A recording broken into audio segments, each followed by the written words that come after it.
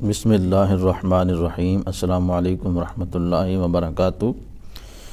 آج کی اس ویڈیو میں آپ کے سامنے پیش کرنے جا رہا ہوں حضرت امام حسن بصری علیہ رحمہ آپ کا دنیا کو چھوڑنا۔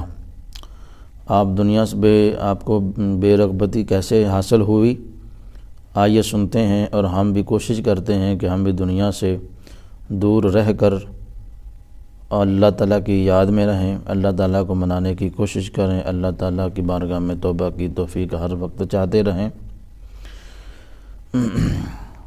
واقعہ اس طرح ہے کہ ایک مرتبہ آپ تجارت کے سلسلے میں ملک روم تشریف لے گئے۔ وہاں آپ نے ایک عجیب منظر دیکھا۔ جنگل میں ایک جگہ اعلیٰ قسم کے ریشمی کپڑے کا خوبصورت بنا ہوا ایک خیمہ ہے۔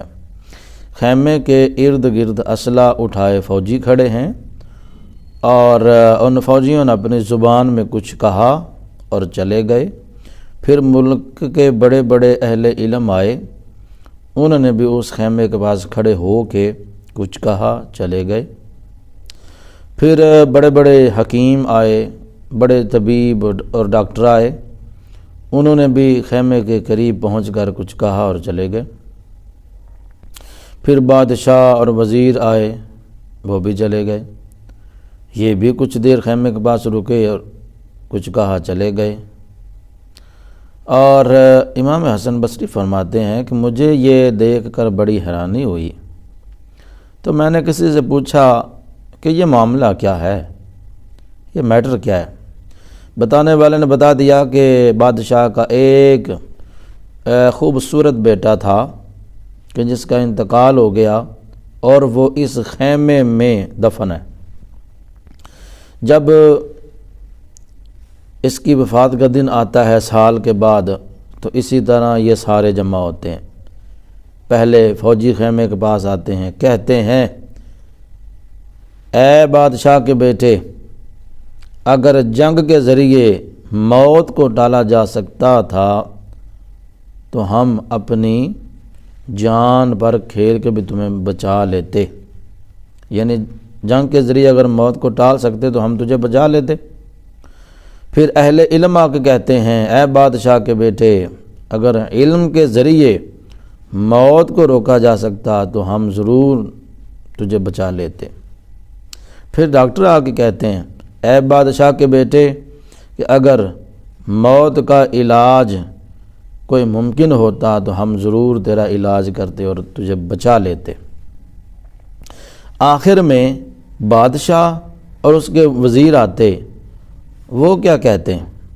کہتے ہیں بیٹا، ہم نے تجھے بچانے کی بڑی کوششیں کی، لیکن نہ موت کو نہیں ٹال سکے، ہم تجھے بچا نہیں سکے۔ آئندہ سال کے لیے تجھ پر ہمارا سلام ہو۔ کتنا عظیم یہ ایک واقعہ ہے۔ اے میرے بھائیوں، اپنے آپ کو سمجھانے کے لیے یہ بڑا ہی کافی ہے، اپنے قبر کو روشن کرنے کے لیے یہ واقعہ کافی ہے۔ امام حسن بصری فرماتے ہیں میرے دل پر بڑا گہرا اثر ہوا، میں نے اسی وقت دل میں پختہ نیت کر لی، جسے ہم پکی توبہ کہتے ہیں۔ آپ نے نیت کر لی اور نیت کو پختہ کر لیا کہ میں کبھی بھی زندگی میں مسکراؤں گا نہیں، ہنسوں گا نہیں۔ پھر جب تک آپ دنیا میں رہے، آپ فکر آخرت کی ہی فکر کرتے رہے، اس کے اندر ہی آپ مصروف رہے۔ کیا کسی نے لکھا، وہ ہے عیش و عشرت کا کوئی محل بھی، جہاں طاق میں ہر گھڑی ہو اجل بھی، بس اب اپنے اس جوہل سے تو نکل بھی، یہ جینے کا انداز اپنا بدل بھی۔ جگہ جی لگانے کی دنیا نہیں ہے، یہ عبرت کی جا ہے تماشا نہیں ہے۔ اللہ پاک ہمیں بھی اس عبرت آموز سبق پر ہمیں یہ کوشش کرنے کی توفیق عطا فرمائے کہ ہم بھی اپنی زندگی کو سنوار سکیں۔ آمین۔ السلام علیکم ورحمۃ اللہ۔